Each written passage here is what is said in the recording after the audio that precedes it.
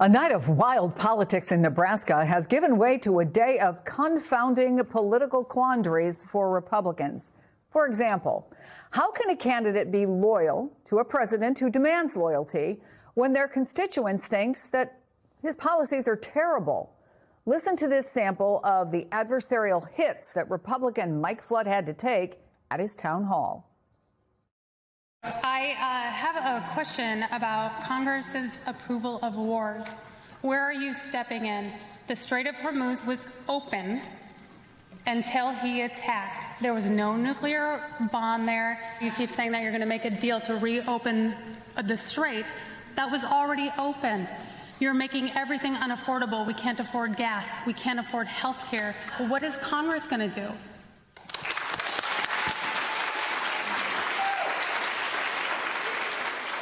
Well, I can tell you that, first of all, we don't want Iran to have a nuclear weapon. We don't want them to have a dirty bomb. And I think we all have that shared concern. MS Now's Nnamdi Egwuonwu was at that event in Nebraska. Peter Baker is chief White House correspondent for the New York Times and an MS Now contributor. Peter, there are plenty of Republicans facing a tough election cycle. Is there anything that you're hearing in and around the White House that suggests the president may be willing to give them any kind of leeway, allowing them to disagree on his policy so they can please their constituents and not just say, we don't want Iran to get a nuclear weapon, which is something everybody agrees on? Yeah, the president said something today that a lot of Republicans are going to listen to in the next few hours, and they're going to shake their heads. He said, I don't care about the midterms. Now, he's saying it in the context of his negotiations with Iran. He's saying Iran is trying to wait me out. They think I need to make a deal because of the midterms. I'm not going to make a deal based on the midterms. And then he says the words, I don't care about the midterms. The trick is a lot of Republicans think that's correct, that that's exactly how he feels, that he does not really care about their prospects this fall, that he seems to be doing things that are throwing them under the bus time and time again. Not just the Iran war, where they can at least agree that Iran shouldn't have a nuclear weapon, but things, his focus on the ballroom, on the arch, on putting his face on things, and particularly this fund that will steer taxpayer money, $1.8 billion worth of taxpayer money to his allies and exempt him, the president of the United States, from paying back taxes if he owes any penalties or interest by saying he cannot be audited by the IRS. All of that is telling voters what the Republican candidates don't want them to be focusing on, which is that he's focused on himself and his own priorities. He's not focused on them or the voters. Well, you heard him as you were listening, I'm sure, to the cabinet meeting, him painting a very rosy picture of the economy.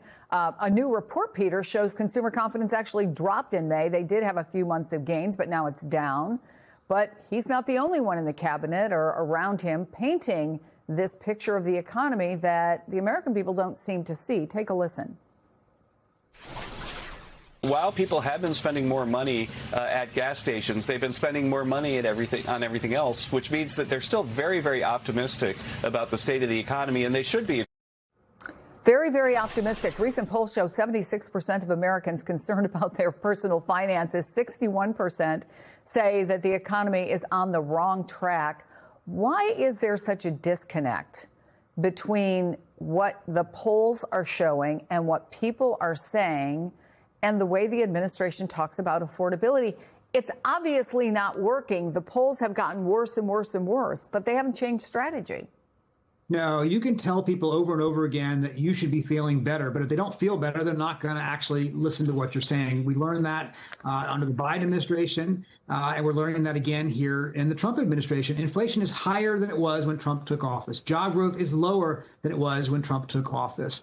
Obviously, the markets are doing well. And it's possible the price of gas begins to come down because the price of oil seemed to drop a little bit with some optimism that a deal may be worked out in Iran. But that deal that was promised last weekend being almost imminent, we still haven't seen it. So it's hard to see how that's going to change people's attitudes in the near future. Political analysts have all said, consultants have traditionally said that people's attitudes about the economy are set in June of an election year. Well, we're about to head into June, so they've got very little time to change people's minds. And you can't just change people's minds by telling them that what they think is wrong.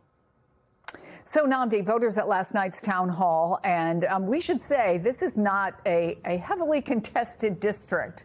This is a reliably red district, but they were angry, including about the DOJ's $1.8 billion so-called anti-weaponization fund. Tell us more about that. You know, Chris, it was a bit surprising. You know, we came here and we expected people to, for instance, care about the rising cost of fuel and fertilizer. This is a big farming community, but we weren't expecting there to be as many questions asked, including pre-submitted questions about that fund itself, with people here apparently taking issue with the fact that, one, it's going to be comprised of taxpayer dollars, and two, that it could possibly benefit some of the people that entered the Capitol on January 6th. That seemed to be a point of contention among this crowd. So I spoke to the Congressman, Mike Flood, after that event, and I asked him, you know, what kind of restrictions do you want to see on this fund to make it more palatable to the voters in your district that clearly take issue with it? And I want to play for you what he had to say. Take a listen. I'm just 100% no on one dime of that going to anybody that assaulted a Capitol Police officer. I don't care what their status is, whether they are pardoned, not pardoned. If you did that, you are not a victim. You were victimizing those Capitol Police officers. Now, Chris, what was really interesting about that response is last week when I covered Congressman Mike Lawler's event with the president in New York, he said virtually the same thing. But the thing is, Lawler's in a purple, moderate, swingy district, so you would expect him to toe that line. This is a reliably red one, and still you're hearing voters in this community taking issue with that fund and a legislator that's working on finding ways to make it more palatable to voters ahead of the midterm cycle. So certainly this is an issue that Republicans are aware could potentially come with backlash and fallout if they don't address it sooner than later. Nnamdi Egwuonwu and Peter Baker, thank you both.